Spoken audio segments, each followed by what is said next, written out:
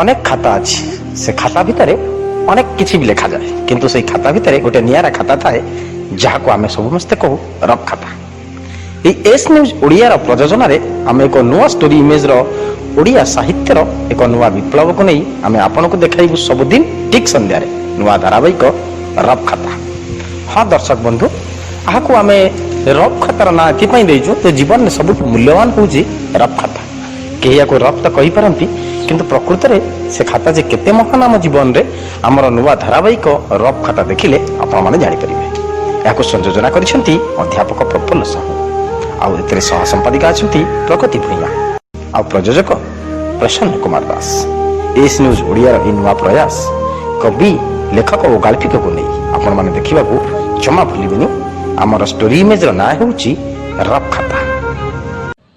नमस्कार दर्शक बंधु, स्टोरी इमेज रफ खाता को आपण मान स्वागत। और रफ खाता आपण मानकर मनर कथा फर्दे फर्दे मेघर ओढ़णी फगुणर रंग वर्षार छिटा आपण मानकर गप आउ कविता रफ खातार आज फर्दे हजि जाउतबा ओडिया साहित्यर पुराणा कथा। रफ खातार आज फर्दे आम सह अछंती डॉक्टर प्राचीभूषण त्रिपाठी, कवि बैजनाथ खिलार, कवयित्री अनिता पाणी, कवयित्री गीतांजलि पंडा, कवि दीपक भूया एवं कवयित्री मीरा बेउरा।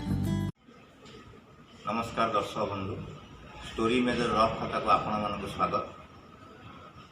आज मातृ दिवस। संसार रे मार भूमिका केही पूर्ण करि परिबे नै।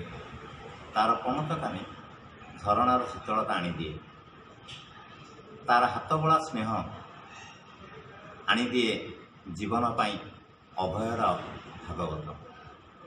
तेणु माँ आमर चिर नमस्य चिरदिन पूजा करिवार गोटे मनीष से माँ को पाई आज फर्द स्टोरी इमेजर रफ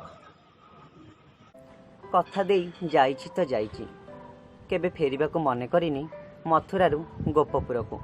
गला बेले छाड़ी दे जाइछि ता स्नेह ता प्रेम ता जीवन को। जमुना कूलरे झुरुची जसोदा, केबे फेरिब ता आखिर पितुला ता गंठी धान ता संतान कृष्ण। सतरे कण कृष्ण फेरिछि? अणलेउटा ता आखि ता चाहाणी ता पाद। सतरे केते भावपूर्ण केते रसपूर्ण केते मनमुग्धकारी आम प्राचीन साहित्य। रफ खातार आज फर्दे से प्राचीन साहित्य को नहीं आम सह अछंती डॉक्टर प्राचीभूषण त्रिपाठी। आसंतु सुनिबा तांका आलोचना। दर्शक बंधु नमस्कार। आज रफ खातार फर्दे प्राचीन कोइली साहित्य कथा कहवा। प्रथम कोइली साहित्य होती मार्कंड दासंकर केशव कोइली। यह मध्य 34 रीति रचित। शारदा दासंक समय शेष पर्यायर से जन्मग्रहण करते। पुरुषोत्तम देव समय से जीवित थिवार प्रसंग ओडिया साहित्य इतिहासकार माने बारंबार कहते। तेज से जहा हो शारदा दासंक समय से आसीचंती। शारदा दासंक समय जो 3 जन कवि थे से भितर शारदा दास, वर्षा दासंक कलसा 34 और मार्कंड दासंक केशव कोइली रचना है।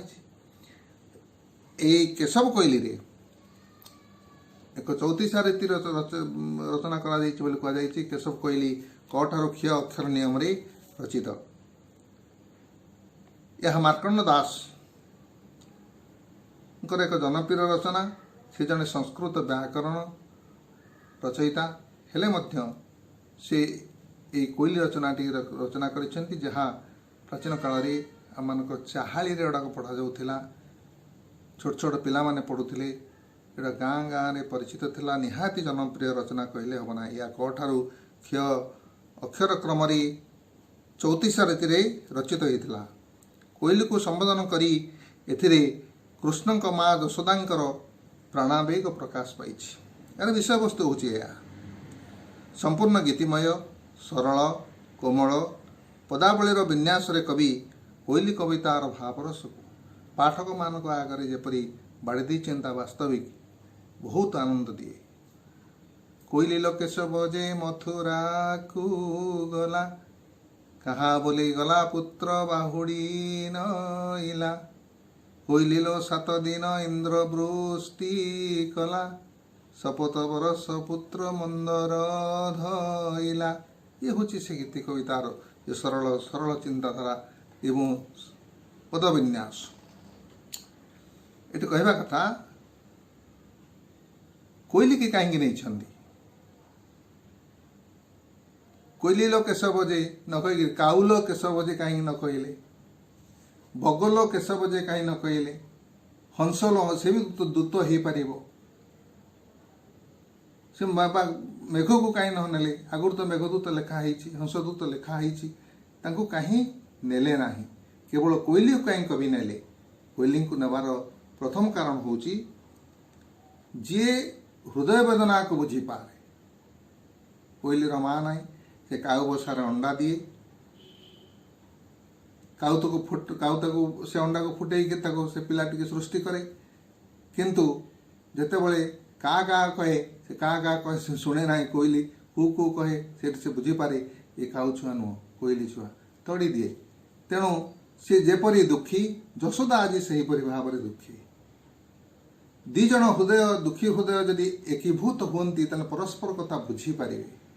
ତେଣୁ କବି ବାରମ୍ବାର ସେ କାଉ, ବଗ, ହଂସ, ମେଘ ଏମାନଙ୍କୁ ଦୂତ ରୂପେ ଗ୍ରହଣ କରିନାହାନ୍ତି, ବରଂ କୋଇଲିକୁ ଦୂତ ରୂପେ ଗ୍ରହଣ କରିଛନ୍ତି ଏବଂ ଅତି ଦୁଃଖର ସହିତ କହିଛନ୍ତି କୋଇଲି ଲୋଖଣ୍ଡ କ୍ଷୀର ଦେବି ମୁଁ କାହାକୁ, ଖାଇବାର ପୁତ୍ର ଗଲା ମଥୁରାପୁରକୁ। ପ୍ରାଚୀନ କାଳରେ ଗାଁ ଗହଳିରେ ଚାହାଳିମାନଙ୍କରେ ପିଲାମାନଙ୍କୁ ପ୍ରଥମେ ଏହାକୁ ଶିଖାଇ ଦିଆଯାଉଥିଲା। ସେ ନିଜେ ସଂସ୍କୃତ କବି ହେଲେ ମଧ୍ୟ ଓଡ଼ିଆ ଭାଷା ସାହିତ୍ୟରେ ଏଭଳି ଏକ ସୁମଧୁର ପଦାବଳୀ ରଚନା କରି ଯେପରି ଭାବରେ ଉତ୍କଳର ସାହିତ୍ୟକୁ, ଓଡ଼ିଆ ଭାଷାର ସାହିତ୍ୟକୁ ବଞ୍ଚାଇ ରଖିଥିଲେ, ତାଙ୍କୁ କୋଟି କୋଟି ପ୍ରଣାମ ଏବଂ ସମସ୍ତେ ସେ ବାବଦରେ ଜାଣିବା ବିଧେୟ। ଧନ୍ୟବାଦ। ଓଡ଼ିଆ କବିତାରେ ଆଗଧାଡ଼ିର ନାଁଟିଏ, ଯାହାଙ୍କ କବିତାରେ ଥାଏ ହଜି ଯାଇଥିବା ମନର କଥା, ଲିଭି ଯାଇଥିବା ଭାବର ଅକ୍ଷର। ଏହି ଭାବ ଅକ୍ଷରର ବର୍ଣ୍ଣବୋଧକୁ ନେଇ ରଫାଦାର ଆଜିର ଫର୍ଦ୍ଦରେ ଆମ ସହ ଅଛନ୍ତି କବୟିତ୍ରୀ ଅନିତା ପାଣି। ଆସନ୍ତୁ ଶୁଣିବା ତାଙ୍କ କବିତା। ଶୁଭ ସନ୍ଧ୍ୟା।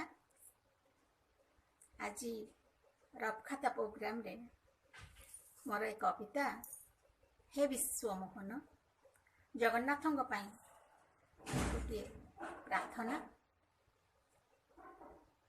ହେ ବିଶ୍ୱମୋହନ, ବିମୋହିତ ବିମୁକ୍ତ ବିଶ୍ୱାସ ବୁଣି ଦେଇ ତୁମେ ହସୁଥାଅ କେଉଁ ବିମୁଗ୍ଧ ରାଗିଣୀର ତାଳେ ତାଳେ। ହେ ଚକାନୟନ, ମୋ ଭାବନାରେ ମହଣ ମହଣ ମୃଗ ତୃଷ୍ଣା, ତୁମ ଦୁନିଆର ଅସୁମାରୀ ପ୍ରହେଳିକା, ମୋ ଅଭିମାନ ଅହମିକା। ଅଜ୍ଞାତ ନୁହେଁ ପ୍ରଭୁ, ଅଜ୍ଞାତ ନୁହେଁ ପ୍ରଭୁ, ମୁଁ କ୍ଷୁଦ୍ରାତି କ୍ଷୁଦ୍ରତମ ବିନ୍ଦୁ, ତୁମେ କରୁଣାର ପ୍ରଶାନ୍ତ ସିନ୍ଧୁ, ତୁମେ ମୋର ଅଳିକ ଅସ୍ମିତା। କ୍ଷୀଣ କଟାକ୍ଷରେ ଗରଳକୁ ଦେଇପାର ଅମୃତ ସ୍ପର୍ଶ, କଣ୍ଟକିତ ପଥଧାରେ ପୁଷ୍ପର ପ୍ଲାବନ, ନିଦାଘରେ ଶୀତଳ ଲେପନ, ପ୍ରାଣ ପ୍ରକୃତି ପ୍ରାରବ୍ଧକୁ ଦେଇପାର ପ୍ରୀତିର ଆଶ୍ଲେଷ, ତୁମେ ହିଁ ତ ରଚିପାର ଅଖ୍ୟାତ ଆଖ୍ୟାୟିକା। ଅତିକ୍ରାନ୍ତ ହୋଇଥିବା ନୀରବ ଦିବସ ଯାମିନୀ, ଭିଜା ଭିଜା କଣ୍ଠସ୍ୱର, ଅକଳନ ଆତୁରତା, ମୋହବିଷ୍ଟ ନୟନ ଆବେଗ, ତୁମ ପାଇଁ ଲକ୍ଷ ଲକ୍ଷ ସ୍ୱପ୍ନ, ମୋ ଜୀବନ ଦିଗନ୍ତ ନୀଳିମା ଛୁଏଁ। ତୁମ ପାଇଁ ଲକ୍ଷ ଲକ୍ଷ ସ୍ୱପ୍ନ, ମୋ ଜୀବନ ଦିଗନ୍ତ ନୀଳିମା ଛୁଏଁ। ତୁମେ ମୋ ଅଭିପ୍ସାର ଅଳକାପୁରୀ, ତୁମେ ମୋର ଅଭିପ୍ସାର ଅଳକାପୁରୀ, ମୋ ଅନନ୍ତ ଅନ୍ତର ଗବାକ୍ଷ ଡେଇଁ ଆସିବ କି ପ୍ରୀତିଲଗ୍ନେ ପ୍ରିୟତମ ମୋର, ଆସିବ କି ପ୍ରୀତିଲଗ୍ନେ ପ୍ରିୟତମ ମୋର। ଧନ୍ୟବାଦ। ଯାହାଙ୍କ କବିତା ଛାତିରେ କମ୍ପନ ତୋଳେ, ଭାବରେ ଜହ୍ନରାତି ଆଣିଦିଏ, ଆଣେ ଶୀତୁଆ ପାହାନ୍ତିର ମିଠା ଅନୁଭବ। ସେ ହେଉଛନ୍ତି କବି ବୈଦ୍ୟନାଥ ଖିଲାର ଏବଂ କବୟିତ୍ରୀ ଗୀତାଞ୍ଜଳି ପଣ୍ଡା। ରଫଖାତାର ଆଜିର ଫର୍ଦ୍ଦରେ ଆସନ୍ତୁ ଶୁଣିବା ତାଙ୍କ କବିତା। ସମସ୍ତ କବିତା ପ୍ରେମୀ, କବିତା ଧର୍ମୀ कविता कर्मी विदग्ध श्रोता मानू बैद्यनाथ खेलार प्रणाम। कविता अश्व संगम सबुज पागलामी बारंबार क्षताक्त होइतिबा हृदय एबे तोर चिक चिक हस परी छुरी पालटि जाइतिबा नख तोते घोड़े रखिथिबा प्रस्थ प्रस्थ छलनार वस्त्र तोर संभ्रमता नील माटी मांसर त्रिभुज एबे सब मोर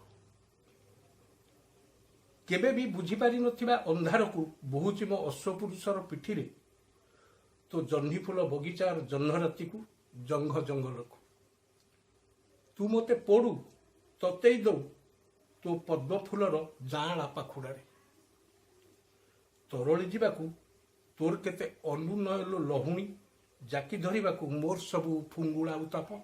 धन्यवाद।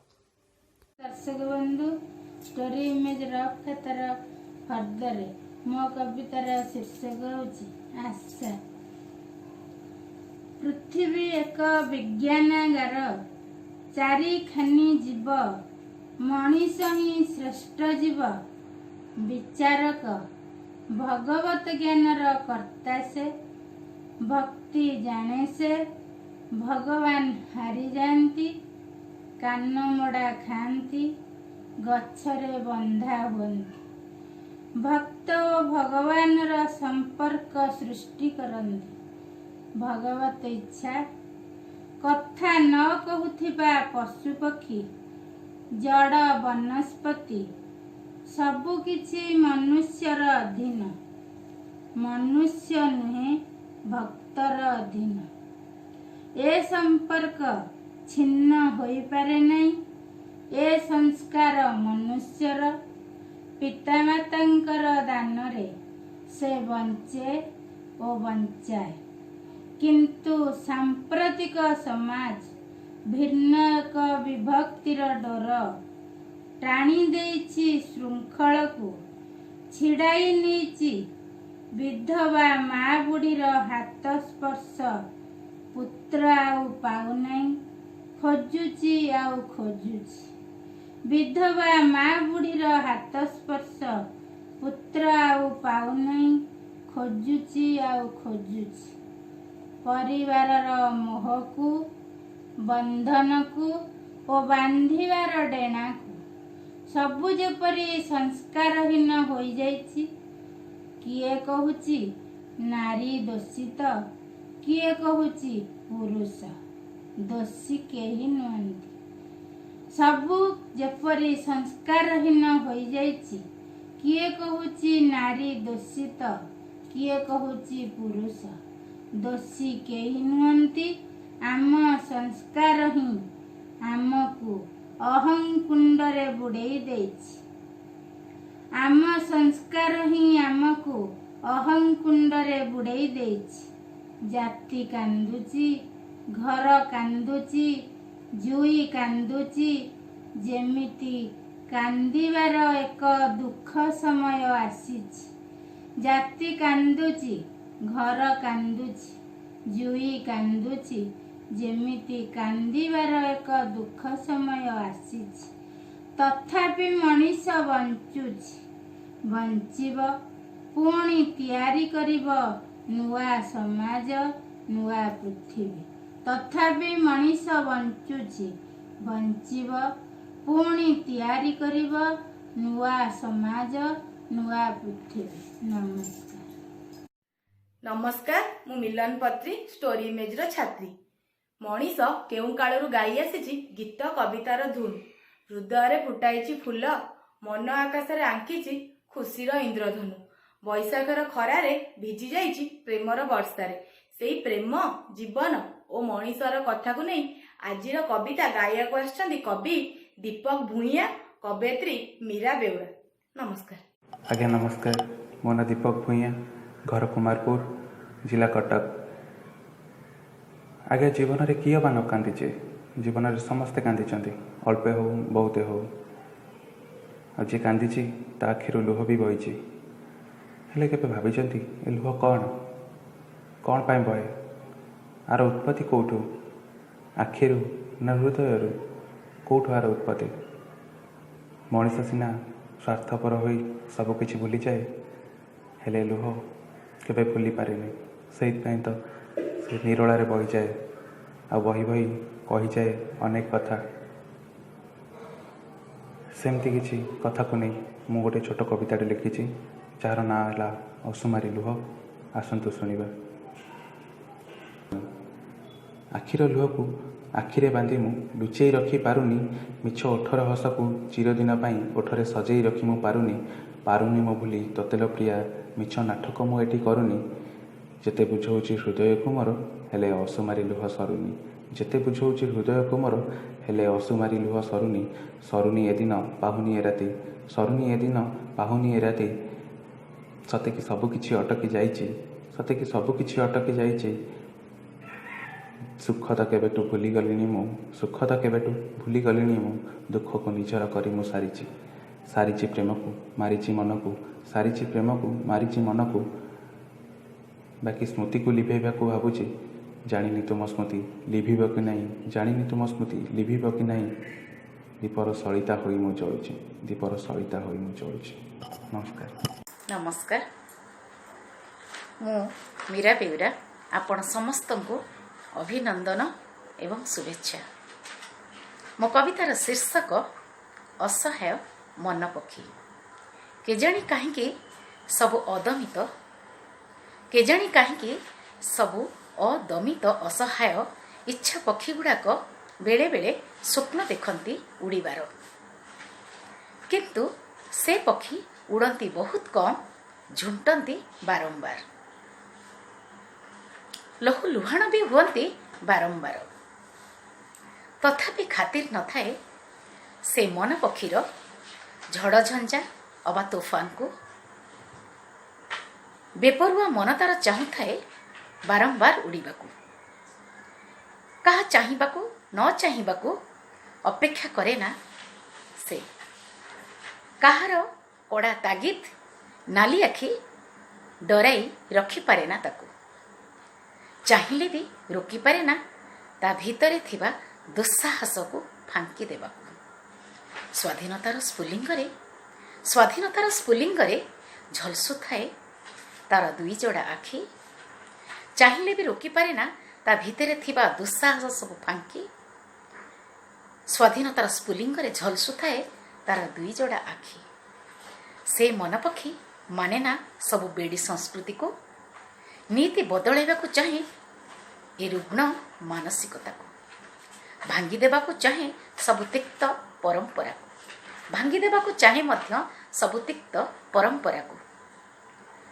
ଧରାଶାୟୀ କରିବାକୁ ଚାହେଁ ତାକୁ ବାନ୍ଧି ରଖିଥିବା ବିରାଟ ପ୍ରାଚୀରକୁ, ଧରାଶାୟୀ ମଧ୍ୟ କରିବାକୁ ଚାହେଁ ତାକୁ ବାନ୍ଧି ରଖିଥିବା ବିରାଟ ପ୍ରାଚୀରକୁ।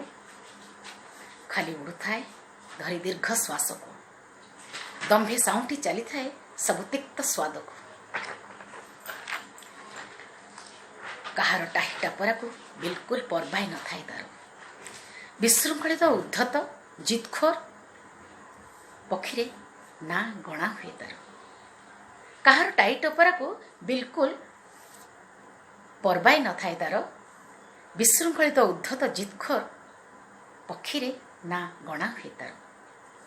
ଜୀବନର ପ୍ରତିଟି ପାହାଚେ ଖାଉଥାଏ ବାରମ୍ବାର ଧକ୍କା ପରେ ଧକ୍କା, ଜୀବନର ପ୍ରତିଟି ପାହାଚେ ଖାଉଥାଏ ବାରମ୍ବାର ଧକ୍କା ପରେ ଧକ୍କା। ପାହାଡ଼ ପରି ଗଦା ହେଉଥାଏ ତାପରେ ଟିକା ଟିପଣୀର ବର୍ଷା। ସେ ପକ୍ଷୀ କିନ୍ତୁ ସବୁ ବେଡ଼ି ବନ୍ଧନକୁ ଫୁତ୍କାର କରିଦିଏ, ସେ ପକ୍ଷୀ କିନ୍ତୁ ସବୁ ବେଡ଼ି ବନ୍ଧନକୁ ଫୁତ୍କାର କରିଦିଏ। ଖିନଭିନ ଥିବା କଟା ମନକୁ ଆତ୍ମବିଶ୍ୱାସର ଅଠାରେ ଯୋଡ଼ି ଦିଏ, ଖିନଭିନ ହୋଇଥିବା କଟା ମନକୁ ଆତ୍ମବିଶ୍ୱାସର ଅଠାରେ ଯୋଡ଼ି ଦିଏ। ଗୀତ ଗାଇ ଉଡ଼ିଯାଏ ସେଇ ଜିଦଖୋର ପକ୍ଷୀ, ଗୀତ ଗାଇ ଉଡ଼ିଯାଏ ସେଇ ଜିଦଖୋର ପକ୍ଷୀ। କାହିଁ କେତେ ଦୂର ଦିଗ୍ବଳୟକୁ, ଉଡ଼ିଯାଏ ବହୁତ ଦୂରକୁ, ଉଡ଼ିଯାଏ ବହୁତ ଦୂରକୁ ସାଫଲ୍ୟତାର ଏକଦମ ଶୀର୍ଷକୁ, ଉଡ଼ିଯାଏ ବହୁତ ଦୂରକୁ ସାଫଲ୍ୟତାର ଏକଦମ ଶୀର୍ଷକୁ। ଧନ୍ୟବାଦ, ନମସ୍କାର। ଆସୁନି ଶ୍ରାବଣୀ, ଭିଜୁନି ମାଟି, ଗୀତ ଗାଉନି ବର୍ଷା। ଆପଣମାନଙ୍କ ପାଖରେ এই ବର୍ଷାକୁ ନେଇ जदि किछि गीत कि गप किंबा कविता थाए तेबे आमको निश्चय पठेबे एवं आम कार्यक्रम केमिति लागुची मतामत देबाको अनुरोध।